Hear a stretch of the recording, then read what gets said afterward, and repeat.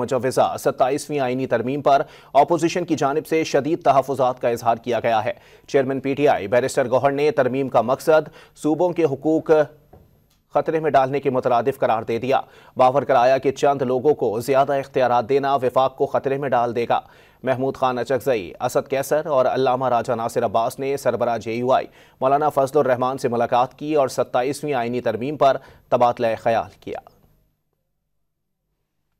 27ویں ترمیم پر اپوزیشن کو شدید تحفظات۔ محمود خان اچکزئی، اسد کیسر اور علامہ راجہ ناصر عباس نے سربراہ JUI مولانا فضل الرحمان سے ملاقات کی اور 27ویں آئینی ترمیم پر تبادلہ خیال کیا۔ پاکستان تحریک انصاف کے چیئرمین بیرسٹر گوہر علی خان نے 27ویں ترمیم وفاق کے لیے خطرہ قرار دے دی۔ واضح کیا کہ ترمیم کا حق صرف ان اراکین اسمبلی کو حاصل ہے جو مینڈیٹ لے کر آتے ہیں۔ اگر آپ پریویس ایوارڈ کو کم کر رہے ہیں، آپ اپنے ابھی پاک کے PK کا حصہ ہے آپ کے پاس فار انسٹنس 14.28% ہے، جبکہ ابھی 19% ہونا چاہیے، اور آپ اس کو ریورس کر رہے ہیں تو آپ پورے وفاق کو داؤ پہ لگا رہے ہیں۔ یہ بعض لوگوں کو یہ پاور دینا، یہ سے وفاق کو خطرے میں پڑ جائے گا۔ جمعیت علماء اسلام کے سربراہ مولانا فضل الرحمان نے 27ویں آئینی ترمیم کے حوالے سے واضح کیا کہ حکومت کی جانب سے اس پر ابھی تک کوئی مشاورت نہیں کی گئی۔ پارلیمنٹ میں گفتگو کرتے ہوئے باور کرایا کہ جب 27ویں آئینی ترمیم کا مسودہ آئے گا تو اس کے بعد دیکھیں گے، ابھی مسودہ نہیں ملا ہے۔